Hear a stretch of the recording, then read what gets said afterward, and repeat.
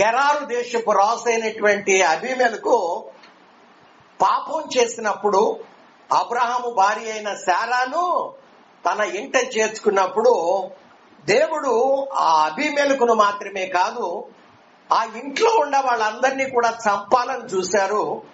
దేవుడు అంటున్నాడు అబీమెలెకుతో, నీవు అబ్రహాము భార్య అయిన శారాయిను తిరిగి ఆ భర్తకు గనక అప్పగించుకుంటా ఉంటే నీవు నీ ఇంటి వారు చచ్చిన వారు సుమా, దేవుడు చంపుతానంటున్నాడు. కానీ ఆయన తెలియక అతని భార్య అని చెప్పలేదు.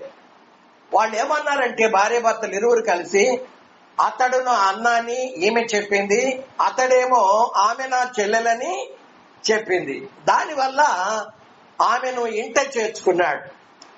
ఆమెను ఇంట చేర్చుకోవటం వల్ల ఇమ్మీడియట్ గా చంపటం అనేది, దేవుడు అతన్ని అతని ఇంటి వాళ్ళని చంపటం అనేది, ఆమెను తిరిగి గనక అప్పగించకుండా ఉంటే, వెళ్లి అబ్రహాము దగ్గర క్షమాపణ గనక వేరుకోకుండా ఉంటే అతన్ని అతని ఇంటి వాళ్ళని చంపుతా, అది సెకండరీ. కానీ ఫస్ట్ థింగ్ ఏంటంటే, అతడు పాపం చేస్తే ఇమ్మీడియట్ గా అతని భార్య అతని దాసీలు గర్భాలను దేవుడు మూసివేశాడు. మరి అతడు పాపం చేస్తే అతని భార్య మీదకి అతని దాసీల మీదకి శిక్ష వచ్చింది కదా. దేవుడు మానవుని చేయక ముందే, లేక మానవుని సృష్టించిన తర్వాత మానవుడు క్షేమము కొరకు దేవుడు ఒక ప్రణాళికను ఆయన రచించాడు. దేవునికి ఒక ప్లాన్ ఉంది. తన కుమారులైనటువంటి తన కుమార్తెలైన మానవుల పట్ల, నరుల పట్ల ఒక ప్రణాళికను, ఒక ప్లాన్ రచించాడు. ఆ ప్లాన్ లేక ఒక మంచిని ఆయన సంకల్పించాడు. తన ప్రణాళికను లేక ఆయన సంకల్పాన్ని దేవుడు 7 భాగాలుగా విడగొట్టాడు. జాగ్రత్తగా ఆలకించాలి. దేవుడు తన ప్రణాళికను లేక ఆయన తన సంకల్పాన్ని మానవుని పట్ల 7 భాగాలుగా విడగొట్టాడు. దానికి 7 యుగాలు అనే పేరు పెట్టాడు. 7 యుగాలు కదండి. ఆ 7 యుగాలు ఏంటి అంటే, ఒకటి నిష్కల్మష యుగం, రెండవదిగా మనస్సాక్షి యుగం, మూడవదిగా మానవభరణ యుగం, నాలుగవదిగా చూసినట్లయితే వాగ్దాన యుగం, ఐదవదిగా ధర్మశాస్త్ర యుగం, ఆరవదిగా కృపాయుగం, ఏడవదిగా నీతి పాలనా యుగము. దేవునికి మహిమ కలుగును గాక. దేవుడు తన సంకల్పాన్ని లేక తన చిత్తాన్ని లేక తన ప్రణాళికను 7 భాగాలుగా విడగొట్టాడు.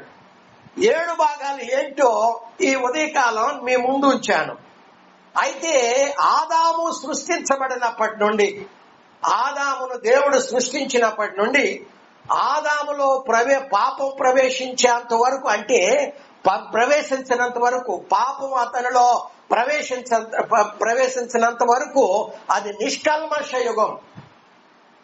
అంటే కల్మషం అంటే, పాపం అంటే, అపరాధం అంటే ఏంటో, దోషం అంటే ఏంటో తెలియనటువంటి యుగం అది నిష్కల్మష యుగము.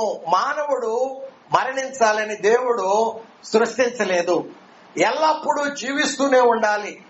అయితే వచ్చిన సమస్య ఎక్కడంటే, దేవుడు అన్నాడు తన పోలికలో తన రూపంలో సృష్టించి నీవు భూమిని నిందించాలి అని ఆదామవ్వలకు దేవుడు ఆజ్ఞాపించాడు. భూమి చేత పిల్లల్ని నింపాలి అని.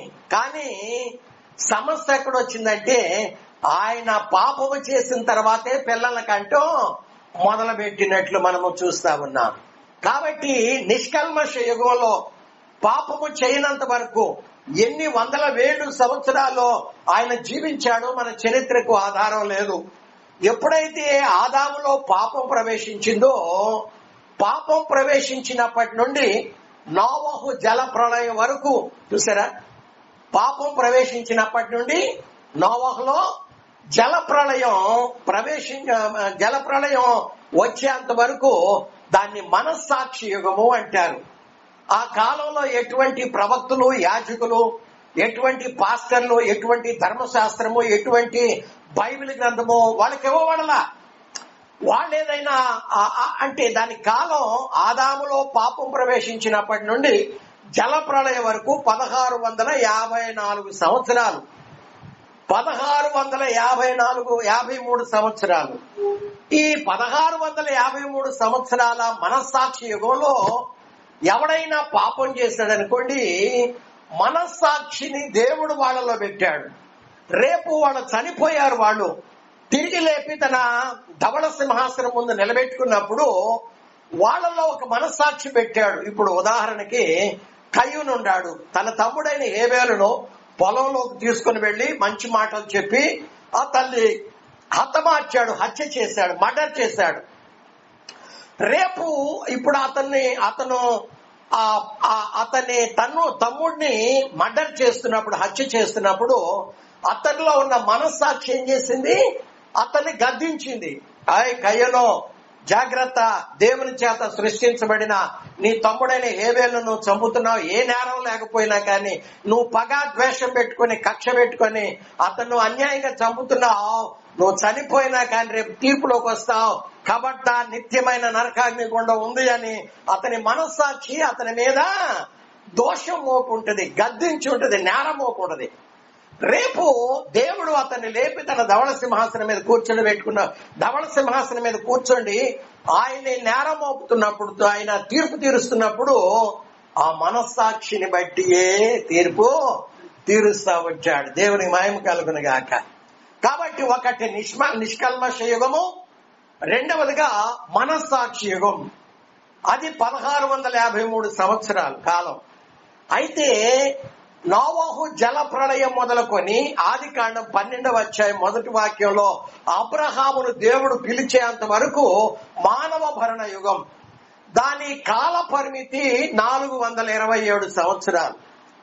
అయితే అబ్రహామును పిలిచినప్పటి నుండి ఇశ్రాయేలీలు ఐగుప్తు నుండి బయలుదేరి కానానుకు వెళుతుంటే మార్గ మధ్యలో సీనాయి పర్వతం దగ్గర దేవుడు ఇశ్రాయేలీలకు ధర్మశాస్త్రాన్ని ఇచ్చాడు. అబ్రహామును పిలిచినప్పటి నుండి ఇశ్రాయేలీలకు సీనాయి పర్వతం దగ్గర ధర్మశాస్త్రాన్ని ఇచ్చేంత వరకు అది వాగ్దాన యుగం. దేవుడు ఆ కాలంలో వాగ్దానాలు చేస్తూ పోతూ ఉన్నాడు. అబ్రహాముకు ఎన్నో వాగ్దానాలు చేశాడు. దాని కాల పరిమితి 430 సంవత్సరాలు. అయితే ధర్మశాస్త్రం సీనాయి పర్వతం దగ్గర ఇశ్రాయేలు ప్రజలకు ధర్మశాస్త్రం ఇచ్చినప్పటి నుండి యేసుక్రీస్తు సిలువలో మరణించి అంతవరకు అది ధర్మశాస్త్ర యుగం. అర్థమవుతుందండి? అర్థమవుతుందా?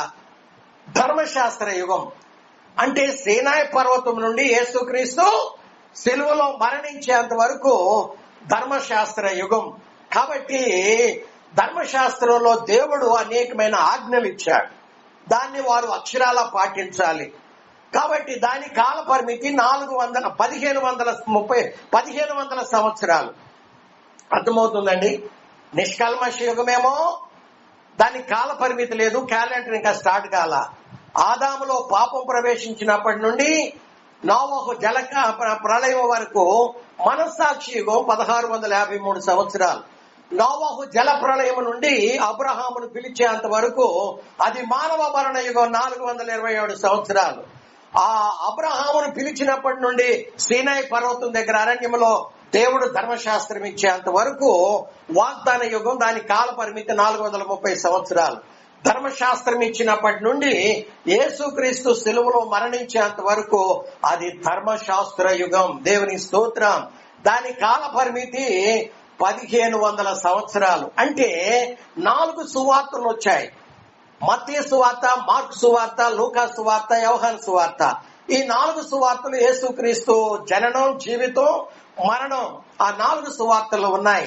ఇవి కూడా ధర్మశాస్త్ర కాలం వరకే వస్తాయి. యేసు ప్రభు కూడా ఆయన బ్రతికి ఉన్న కాలం అంతా క్రొత్త నిబంధన కాదది, క్రొత్త నిబంధన కాలం కాదది. ఆయన ధర్మశాస్త్ర కాలంలోనే ఉన్నాడు. ధర్మశాస్త్రంలో ఉన్న ఆజ్ఞలన్నీ నెరవేర్చాడు. ధర్మశాస్త్రానికి లోబడి జీవించాడు. ధర్మశాస్త్రాన్ని కొట్టివేశాడు. క్రొత్త నిబంధన ఇచ్చాడు. దేవునికి మహిమ కలుగును గాక. అయితే యేసుక్రీస్తు శిలువ మరణ పునరుద్ధానాల నుండి సంఘం ఎత్తబడేంత వరకు మాత్రమే కాదు, యేసుక్రీస్తు పరిశుద్ధ సంఘాన్ని తీసుకొని యెరూషలేములో ఆ పర్వతం మీద అడుగు పెట్టేంత వరకు అది కృపాయుగము. దేవునికి మహిమ కలుగునుగాక. అంటే సంఘం శ్రమల గుండా వెళుతుంది, ఎత్తబడుతుంది. అక్కడి నుండి మరలా ప్రభు ఆయన భూలోకానికి సంఘాన్ని తీసుకొచ్చేంత వరకు ఆయన రెండవ రాకడ అంటారు దాన్ని. రెండవ రాకడ వరకు అది కృపాయుగము. దాని కాల పరిమితి దాదాపు 2000 సంవత్సరాలు. కృపాయుగం అంటే యేసు ప్రభు సంఘాన్ని తీసుకుని వచ్చి ఈ శత్రువులందరినీ కొట్టివేసి ఆయన మహిమగల సింహాసనాన్ని భూలోకానికి తెచ్చి యెరూషలేములో ఒక దేవాలయం కడతాడు. యెహెజ్కేలు గ్రంథం అక్కడ 40 నుండి 48 అధ్యాయాల మధ్యలో ఉంది. ఆ ఆలయంలో కూర్చొని ఆయన 1000 సంవత్సరాలు భూలోకంలో సంఘంతో కలిసి నీతి పాలన చేస్తాడు. దీనికి నీతి పాలనా యుగము అంటారు. అయితే ఒక సత్యాన్ని గమనించాలి. ఈ మొత్తం కలిపి 7 యుగాలు 7000 సంవత్సరాలు కదండి. నేను మీకు బైబిల్ గ్రంథం మ్యాథమెటిక్స్ పుస్తకం, అది లెక్కలతో కూడింది. ఈ బైబిల్ గ్రంథంలో ఉన్న 7 యుగాలు 7000 సంవత్సరాల గురించి నేను మీకు తెలియజేశాను. అయితే దేవుడు మానవుని పట్ల సంకల్పించిన తన సంకల్పాన్ని, ప్రణాళికను, ప్లాన్ ని, ఆయన తన చిత్తాన్ని, తన ఉద్దేశాన్ని మానవుల ముందు పెడుతూ వచ్చాడు. ఏ కాలం అంటే 7 యుగాలలో ఒకే రకంగా దేవుడు మానవుని పట్ల సంకల్పించలేదు, ఉద్దేశించలా. వేరువేరుగా ఉద్దేశించాడు, వేరువేరుగా సంకల్పించాడు, వేరువేరుగా ప్రణాళికను రచించినట్లు మనము చూస్తూ ఉంటూ ఉన్నాం. దేవునికి మహిమ కలుగునుగాక. అయితే ఒక విషయాన్ని నేను మీ ముందు ఉంచాలని ఆకాంక్షిస్తున్నా. రండి, ఆదికాండము 1వ అధ్యాయము 29వ వచనంలో, ఆదికాండము 1వ అధ్యాయము 29వ వచనంలో దేవుడు, ఇదిగో భూమి మీద ఉన్న విత్తనములిచ్చు ప్రతి చెట్టును, విత్తనములిచ్చు వృక్ష ఫలము గల ప్రతి వృక్షమును మీకు ఇచ్చి ఉన్నాను, అది మీకు ఆహారమగును. కదండి, అది మీకు ఆహారం. అంటే దేవుడు శాకాహారాన్ని ఇవ్వలా. ఆదామవలో పాపములో పడక ముందు నుండే, వాళ్ళను సృష్టించినప్పటి నుండే దేవుడు శాకాహారాన్ని ఇచ్చాడు. వృక్ష ఫలాలు, చెట్లు, ఆకులు అవన్నీ కూడా తింటూ వచ్చారు. అది అప్పటి వరకు ఏమండి, ఆ శాకాహారాన్ని దేవుడు ఎప్పటి వరకు ఇచ్చాడు? నాన్ వెజిటేరియన్ ఎప్పటి వరకు ఇవ్వలేదు అంటే నోవహు జల ప్రళయము అయ్యేంత వరకు. నోవహు జల ప్రళయములో అంటే ఆదాము 10 తరాలు, ఆదాము నుండి నోవహు వరకు 10 తరాలని గతంలో ఎన్నో పర్యాయాలు చెప్పుకుంటూ వచ్చాం. ఈ 10 తరాల వారు మెతూషెల కావచ్చు, నోవహు కావచ్చు, హానోకు కావచ్చు, కదండి, షేతు కావచ్చు, ఎరది కావచ్చు, వీళ్ళందరూ కూడా 10 తరాలు అంటే 1653 సంవత్సరాలు వాళ్ళు శాకాహారాన్ని, చెట్లు ఆకులు, చెట్లు పండ్లు తింటూ వచ్చారే కానీ మాంసాహారాన్ని వాళ్ళు తినలేదు. అయితే నోవహు జలప్రళయం తర్వాత ఓడలో నుండి బయటకు వచ్చిన నోవహుతోనూ ఆయన 3 కొడుకులు 3 కోడలతో నిబంధన చేస్తున్నాడు. ఏమనంటే రండి, ఆదికాండం 9వ అధ్యాయం 3వ వచనములో, ఆదికాండము 9వ అధ్యాయము 3వ వచనములో, ప్రాణము గల సమస్త చరములు మీకు ఆహారమగును, పచ్చని కూర ముక్కలనిచ్చినట్లు వాటిని నేను మీకు ఇచ్చి ఉన్నాను. ఇక్కడ మొదలైంది నాన్ వెజిటేరియన్. మానవుడు బడక ముందు నుండి, పాపం ప్రవేశించినప్పటి నుండి దాదాపు అంటే అంతకు ముందు ఎన్ని సంవత్సరాలు, ఎన్నేళ్లు బ్రతికాడో, ఎన్ని సంవత్సరాలు ఆ వెజిటేరియన్ తిన్నాడో మనకు తెలియదు. పాపం ఎప్పుడైతే ఆదాములో ప్రవేశించిందో అప్పటి నుండి క్యాలెండర్ స్టార్ట్ అయింది. అప్పటి నుండి నోవహు జలప్రళయం 1653 సంవత్సరాలు వాళ్ళు వెజిటేరియన్ తింటూ వచ్చారు. కానీ జలప్రళయం తర్వాత దేవుడు మానవులకి ఆయన మాంసాహారాన్ని ఇచ్చినట్లు మనము చూస్తా ఉన్నాం. దేవుని స్తోత్రం. అంటే ఆ కాలంలో ఉన్న వాళ్ళకి ఏమిచ్చాడు? అది మనస్సాక్షి యుగం. ఆ మనస్సాక్షి యుగంలో ఉన్నటువంటి వారికి దేవుడు ప్రణాళిక రచించాడు. ఏంటంటే వాళ్ళకి శాకాహారమే వర్తిస్తుంది. కానీ మానవ భరణ యుగం ప్రారంభమైంది ఇప్పుడు జల ప్రళయం తర్వాత.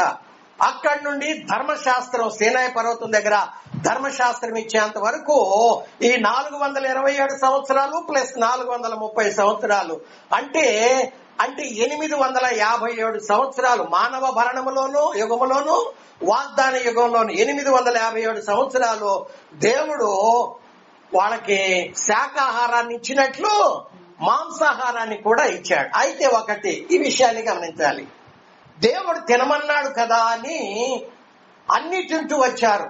మాంసాహారంలో కుక్క, పంది, నల్లి, ఎలుక, తోమ, తొండ, దోమ కదండి, అన్ని కూడా పాములు, ఇక అన్ని కూడా గబ్బిడాలు అన్ని తింటూ వచ్చారు. అయితే దేవుడు అంటే ఆ కాలంలో అది తప్పు కాదు, అది నేరం కాదు. దేవుడు అన్ని తినమన్నాడు, తింటూ వచ్చారు. అయితే సీనాయి పర్వతం దగ్గరకు వచ్చేసరికి దేవుడు ధర్మశాస్త్రాన్ని ఇస్తున్నాడు ఇశ్రాయేలు ప్రజలకు. ధర్మశాస్త్రము ఇస్తూ, ఎందుకంటే అంతకు ముందు అందరినీ పెళ్లి చేసుకుంటూ వచ్చాడు. వాయావరసలు లేవు, తారతమ్యాలు లేవు, అందరినీ పెళ్లి చేసుకుంటూ వచ్చారు, అన్నింటినీ తింటూ వచ్చారు. అది అపవిత్రం, ఇది పవిత్రం అని దేవుడు వాళ్ళకి ఆజ్ఞలు ఇవ్వలేదు. కాబట్టి దేవుడు వాళ్ళకి ఆజ్ఞలు ఇవ్వనంత వరకు అన్ని పవిత్రములే. అప్పటి వరకు అందరినీ పెళ్లి చేసుకుంటున్నాడు. భార్యనిచ్చాడు. ఆయన వాళ్ళిద్దరూ కలిసి కుమారులను కుమార్తెలను కన్నారు. ఆయనకు పుట్టినటువంటి కయ్యూనున్నాడు. కయ్యూను ఎవరిని పెళ్లి చేసుకుని ఉంటాడు? ఈ రోజుల్లో చెల్లెన్నో అక్కనో పెళ్లి చేసుకుంటే అది అపవిత్రం, హేయం, నిషిద్ధం. దేవుని కోపం వాళ్ళ మీదకి మండుతూ రగులొస్తూ ఉంటుంది. కానీ దేవుడు ఆ కాలంలో అది నిషిద్ధంగా ఎంచలేదు. వేరే మార్గం లేదు. మానవుడు పెళ్లి చేసుకొని పిల్లల్ని కనాలి, భూమి నిండా నింపాలి అంటే. కాబట్టి అందరినీ పెళ్లి చేసుకుంటూ వచ్చారు, అన్నింటినీ తింటూ వచ్చారు. అది అపవిత్రంగా దేవుడు ఆ కాలంలో అట్లా నియమించాడు. అయితే సీనాయి పర్వతం దగ్గర దేవుడు వాళ్ళకి కొన్ని కట్టడలు ఇస్తున్నాడు, కొన్ని నిబంధనలు ఇస్తున్నాడు, కొన్ని వాక్యాలని నిర్దేశిస్తున్నాడు. మీరు ఇది చెయ్యాలి, ఇది చెయ్యొద్దు, ఇది అపవిత్రం, ఇది పరిశుద్ధం, మీరు వీళ్ళని పెళ్లి చేసుకోవాలి, వీళ్ళని పెళ్లి చేసుకోకూడదు, మీరు వీటినే తినాలి, వీటిని తినకూడదు. అది అక్కడ వ్యత్యాసం, తారతమ్యాలు చూపించాడు. ఉదాహరణకి మనం చదువుకున్నట్లయితే లేవియాకాండం 11వ అధ్యాయం, లేవియాకాండం 11వ అధ్యాయంలో మనం చదువుకుంటే 2వ వచనం నుండి 47 వచనాల వరకు మీరు ఇంటికి వెళ్లి తర్వాత చదువుకోండి. ఉదాహరణకి 2వ వచనం చదువుతున్నా, మీరు ఇశ్రాయేలీలతో ఇట్లనుడి, భూమి మీద ఉన్న జీవులన్నిట్లో మీరు ఈ జీవులను మాత్రమే తినొచ్చు. ఏ జీవులు తినాలో ఆ క్రింది భాగంలో తెలియజేస్తున్నాడు. 4వ వచనంలో నెమరవేయు వాటిలో 2 రెక్కలు గల వాటిలోనూ వీటిని తినకూడదు. ఆ వచనం చివరి లైన్లో చివరి మాట అపవిత్రము, అవి మీకు అపవిత్రము. అంటే జంతువుల్లో వేటిని తినాలో తినకూడదు. 2వ వచనం నుండి 8వ వచనం వరకు తెలియదు. ఇప్పుడు 8వ వచనంలో 7వ వచనంలో పంది విడిగా ఉండు, 2 రెక్కలు గలది, కానీ అది నెమరవేయదు కనుక అది మీకు అపవిత్రం. వాటి మాంసాన్ని మీరు తినకూడదు, వాటి కళేబరాలు ముట్టకూడదు, అవి మీకు అపవిత్రం. అంటే జంతువుల్లో వేటిని తినాలో వేటిని తినకూడదు, ఏవి పరిశుద్ధమో ఏది అపవిత్రమో తెలియజేస్తున్నాడు. 9వ వచనంలో నీళ్లలో, కుంటల్లో, సముద్రాల్లో, నదుల్లో అంటే జలచరములన్నిటిలో వీటిని తినవచ్చు, వీటిని తినకూడదు అంటే 12వ వచనం వరకు తెలియజేస్తున్నాడు. 13వ వచనం నుండి దేవుడు తెలియజేస్తున్నది ఏంటంటే 13 నుండి 28 వచనాల వరకు ఆకాశంలో ఎగిరే పక్షులు వీటిని హేయములుగా ఎంచవాలి అంటాడు 13వ వచనంలో కదండి. 13వ వచనంలో ఏమంటాడు? పక్షుల్లో వీటిని హేయములుగా, వీటిని తినొద్దు, ఇవి హేయములు. పక్షిరాజు, పెద్ద ఓర్వ, క్రౌంచ పక్షి, ఇవన్నీ చదువుకోండి. 28వ వచనం వరకు ఏవి తినొచ్చో తినకూడదో, ఏవి పవిత్రములో ఏవి అపవిత్రములో. 4వదిగా 29వ వచనం నుండి 47వ వచనం వరకు మీరు ఇంటికి వెళ్ళి చదువుకోండి. 29వ వచనంలో నేల మీద ప్రాకే జీవరాశుల్లో మీకు అపవిత్రమైనవి ఏవనగా చిన్న ముంగిస, చిన్న పందికొక్కు, ప్రతి విధమైన బల్లి, ఓసరవెల్లి, నేల మొసలి, తొండ, ఇవన్నీ కూడా 47 వచనాల వరకు చదువుకోండి. అంటే జంతువుల్లో వేటిని తినొచ్చో తినకూడదు, జలచరములలో, పక్షుల్లో, అలానే నేల మీద ప్రాకే ఆ పురుగులు, అవన్నీ కూడా ఏవి తినొచ్చో తినకూడదో, ఏది ముట్టాలో ముట్టకూడదు, ఏది పవిత్రమో అపవిత్రమో దేవుడు తెలియజేస్తున్నాడు. మొట్టమొదటిగా దేవుడు ఏమిచ్చాడు? శాకాహారాన్ని మాత్రమే ఇచ్చాడు 1653 సంవత్సరాలు. ఆ తర్వాత 857 సంవత్సరాలు మాంసాహారాన్ని కూడా ఇచ్చాడు శాకాహారంతో పాటు. అయితే వాళ్ళు అన్ని తింటూ వచ్చారు. అది నిషిద్ధం కాదు, హేయం కాదు, అపవిత్రం కాదు. ధర్మశాస్త్రాన్ని దేవుడు ఎప్పుడైతే ఇచ్చాడో అక్కడ కొన్ని ఆజ్ఞలు ఇచ్చాడు. ఏది పవిత్రమో అపవిత్రమో. అంతకుముందు అక్కని, చెల్లిని, మేనత్తని అందరినీ పెళ్లి చేసుకుంటూ వచ్చారు. అది అపవిత్రం కాదది.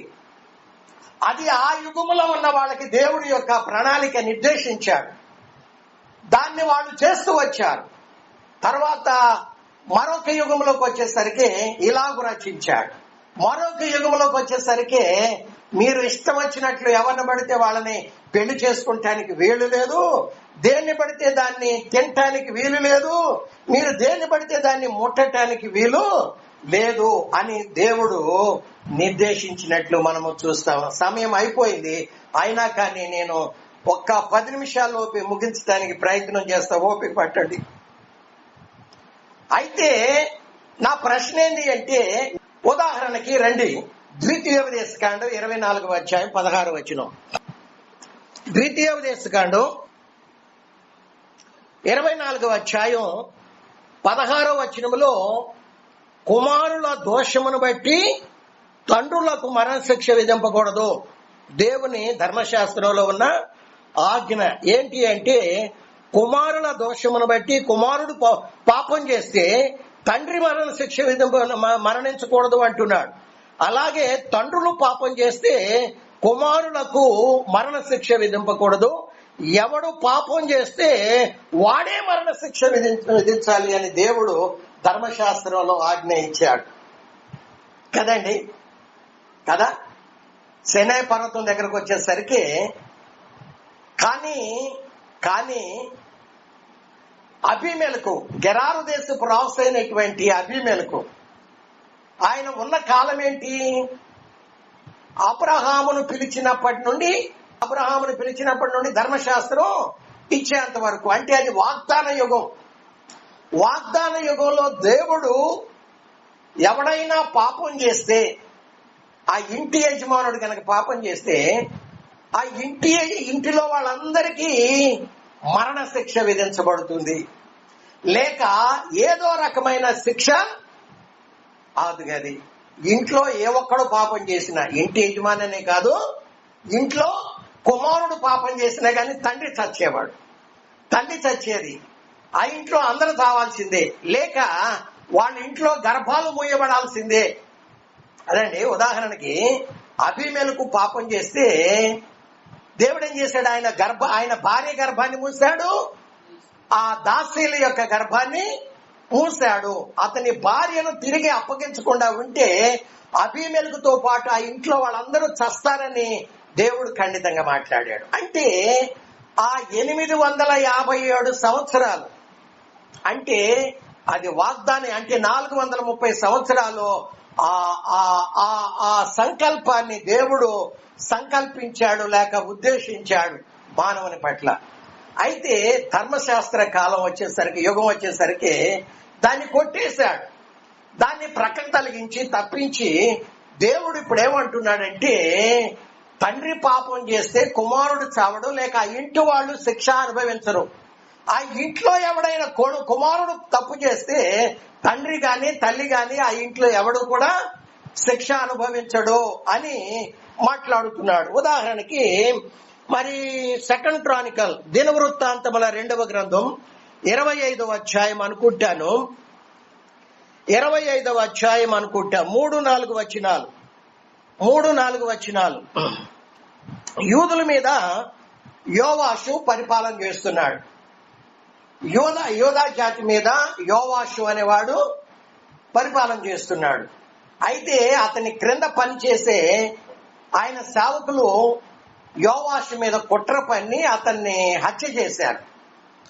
ఆయన తదనంతరం ఆయన కుమారుడైనటువంటి అమచ్య 25వ అధ్యాయం 1వ వచనంలో మనం చదువుకుంటాం. యోవాషును ఆయన సేవకులు కుట్ర పన్ని చంపారు, మర్డర్ చేశారు. ఆయన తదనంతరం ఆయన కుమారుణ్ణి రాజ్యాధిపతిగా చేశారు. ఆయన ఏలుబడి చేస్తున్నప్పుడు, ఆయన రాజ్యం ఆయనకు స్థిరపడినప్పుడు 3వ వచనంలో ఆయన ఏం చేస్తున్నాడంటే 3-4 వచనాలలో ఆయన తండ్రిని ఎవరైతే చంపారో వాళ్ళనే చంపించాడు. కానీ ఆ తండ్రులు చేసినటువంటి పాపాన్ని బట్టి వాళ్ళ కుమారులను మరణదండ విధించలా. ఎందుకంటే అది ధర్మశాస్త్రములో వ్రాయబడినటువంటి ఆజ్ఞను అమలుపరిచాడు. అంటే వాక్యానుసారంగా జీవించాడు, వాక్యానికి లోబడ్డాడు, వాక్యాన్ని గైకొన్నట్లు మనము చదువుకుంటా ఉన్నాం. అదే చదువుకుందాం 3-4 వచనాలలో రాజ్యము తనకు స్థిరమైనప్పుడు, ఎవరు? అమచ్య, యోవాషు కుమారుడైనటువంటి అమచ్య. ఆ రాజ్యము తనకు స్థిరమైనప్పుడు అతడు రాసైన తన తండ్రిని చంపిన రాజసేవకులను చంపించాడే కానీ తండ్రులు పిల్లల కొరకు, పిల్లలు తండ్రుల కొరకు చావకూడదు. ప్రతి మనిషి తన పాపం కొరకు తానే చావాలని మోషే ధర్మశాస్త్ర గ్రంథమందు వ్రాయబడిన రీతిగా ఆయన వారి పిల్లల్ని చంపకుండా మానెను అని మనము అది వాక్యాన్ని గైకొంటూ, వాక్యాన్ని నెరవేర్చటం, వాక్యానుసారంగా జీవించటం అంటే ఇది కదా. ధర్మశాస్త్రములో ఇందాక ద్వితీయోపదేశకాండం 24:16 మనం చదువుకున్న రీతిగా ఆ ధర్మశాస్త్ర గ్రంథమందని వ్రాయబడినటువంటి వాక్యాన్ని ఇతడు నెరవేరుస్తూ వచ్చినట్లు మనము చూస్తా ఉంటూ ఉన్నాం. దేవునికి మహిమ కలుగును గాక. యెహెజ్కేలు గ్రంథం 18వ అధ్యాయం మొదటి 4 వచనాలు, త్వరగా రండి. యెహెజ్కేలు గ్రంథం 18వ అధ్యాయం మొదటి 4 వచనాలలో మనము చదువుకుంటే, మరల యెహోవా వాక్కు నాకు ప్రత్యక్షమై, యెహెజ్కేలుకు ప్రత్యక్షమై ఇలాగ సెలవిచ్చెను, తండ్రులు ద్రాక్షకాయలు తింటే పిల్లల పళ్ళు పులుసునని మీరు చెప్పుచూ వచ్చిదిరే. ఇశ్రాయేలీయుల దేశమునకు వచ్చి దేవుడు అంటున్నాడు ఈ ఇశ్రాయేలీయుల దేశమునకు వచ్చి సామెత మీరెందుకు పలుకుతున్నారు? నా జీవం తోడు, ఈ సామెత ఇశ్రాయేలీలో మీరిక పలకరు. ఇదే ప్రభువైన యెహోవా వాక్కు. మనుషులందరూ నా వశంలో ఉన్నారు, తండ్రులేంటి కుమారులేంటి అందరూ నా వశంలో ఉన్నారు. పాపము చేయువాడెవడో వాడే మరణ శిక్షణ ఉండాలి. ఒకప్పుడేమో ఇంట్లో తండ్రి పాపం చేసినా, కొడుకు పాపం చేసినా, ఎవడు పాపం చేసినా కానీ ఆ ఇంటి వాళ్ళందరూ చావాలి. కానీ ధర్మశాస్త్రం దగ్గరకు వచ్చేసరికి దేవుడు ఈ యుగంలో దాన్ని తొలగించి ఆయన ఏమంటున్నాడంటే, ఎవడు పాపం చేస్తే, ఎవడు పళ్ళు, ఇప్పుడు కొడుకు ద్రాక్ష పళ్ళు తిన్నాడు అనుకోండి, తండ్రి పళ్ళు పులుస్తాయా? తండ్రులు ద్రాక్ష పళ్ళు తిన్నారనుకోండి, పిల్లలు. కాబట్టి నా జీవంతోడు దేవుడు అంటున్నాడు, ఈ యుగంలోకి వచ్చేసరికి దాన్ని మార్చివేశాడు కదా. ఆమె నేటి వరకు అదే అమల్లో ఉంది. ధర్మశాస్త్ర యుగంలో ఇప్పుడు మనం ఉంటుంది, కృపాయుగంలో అదే ఉంటుంది, అదే కంటిన్యూషన్ అవుతుంది. చూసారా, యెహెజ్కేలు గ్రంథమే 18వ అధ్యాయమే 18వ వచనం నుండి మనము చదువుకుంటే 18 అతని తండ్రి క్రూరుడై పరులను బాధపెట్టి బలత్కారం చేత తన సహోదరులను నష్టపరిచి తన జనుల్లో తగని క్రియలు చేసిన గనక అతడే తన దోషమును బట్టి మరణమునందును. అయితే మీరేమంటున్నారంటే, ఇశ్రాయేలులతో అంటున్నాడు దేవుడు, కుమారుడు తన తండ్రి యొక్క దోష శిక్షను ఎందుకు మోయటం లేదని చెప్పుకుంటున్నారు. కుమారుడు నీతి న్యాయములను అనుసరించి నా కట్టడలను అనుసరించి గైకొనిన గనుక అతడు అవశ్యముగా బ్రతుకును. పాపము చేయువాడే మరణమునందును. తండ్రి యొక్క దోష శిక్షను కుమారుడు మోయట్లేదని కుమారుని దోష శిక్షను తండ్రి మోయడు. నీతి పరుని నీతి ఆ నీతి పరునికే చెందును, దుష్టుని దుష్టత్వం ఆ దుష్టునికే చెందును. దేవుని స్తోత్రం. ఏమండి, అలా కూడదు అంటున్నాడు దేవుడు. ఒక కాలంలో అలా ఉంది, కానీ దేవుడు ఆ కాలం వరకే దాన్ని పరిమితం చేశాడు. ఆ యుగం వరకే పరిమితం చేశాడు. ఇప్పుడు ధర్మశాస్త్ర యుగం, కృపాయుగంలో ఎవడు పాపం చేస్తే వాడే దేవుడు అంటాడు. ఇశ్రాయేలీలు ఒకానొక సందర్భం వచ్చేసరికి మోషేను పైకి రమ్మన్నాడు పలకలు తీసి. పలకలు దేవుడే చేశాడు, ధర్మశాస్త్రాన్ని ఇస్తున్నాడు. అయితే క్రింద ఉన్నటువంటి ఇశ్రాయేలీలు ఏమంటున్నారంటే సీనాయి పర్వతం దగ్గర అహరోనుతో అంటున్నారు, అయ్యా అహరోను, మమ్మల్ని ఐగుప్తులో నుండి ఇంతకాలం నడిపించిన మోషే ఏమయ్యాడు, ఆ దేవుడు ఏమయ్యాడు? మాకు ముందుగా నడవటానికి ఒక దేవుణ్ణి, దేవతను నీవు మాకు ఇవ్వు అని అంటే మీ చెవులకి ముక్కులకున్న ఆ బంగారం వెండి ఓడదేసి ఇవ్వండి అన్నాడు. బంగారుతో అది కరిగించి దాన్ని ఒక నందిని విగ్రహం చేశాడు. దాన్ని పెట్టుకొని వాళ్ళు తింటూ త్రాగుతూ నాట్యమాడుతూ గంతులు వేస్తూ వాళ్ళు చేస్తూ ఉంటే దేవుడు అన్నాడు మోషేతో, నీవు క్రిందికి దిగి వెళ్ళు, నీ ప్రజలు చెడిపోయారు, నేను వాళ్ళని నాశనం చేస్తాను, నీకు క్రొత్త ప్రజల్ని ఇస్తాను అంటే దేవుణ్ణి మోషే కన్వినెన్స్ చేశాడు.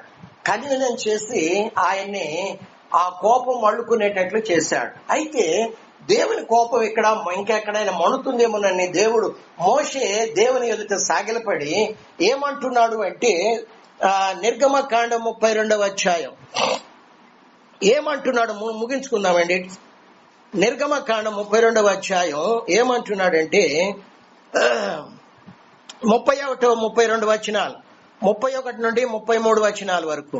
అప్పుడు మోషే యెహోవా యొద్దకు తిరిగి వెళ్ళి, అయ్యో దేవా, ఈ ప్రజలు గొప్ప పాపం చేశారు. పాపం చేసింది ఎవరు? ఇశ్రాయేలీలు.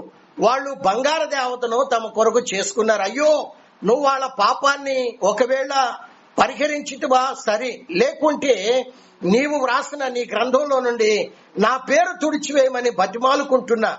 అందుకు దేవుడు అన్నాడు, ఏయ్ మోషే, లే, సిగ్గుందా నీకు? కొంచెమన్నా తల పైకెత్తో.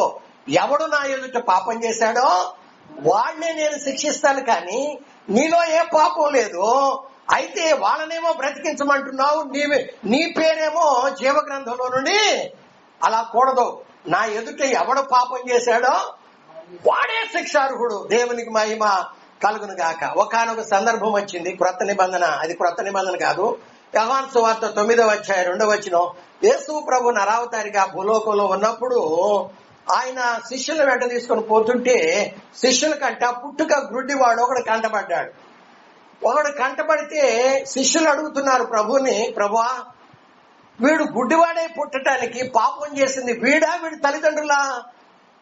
అంటే వీడు కాదు, వీడి తల్లిదండ్రులు కాదు, దేవుని కుమారుని.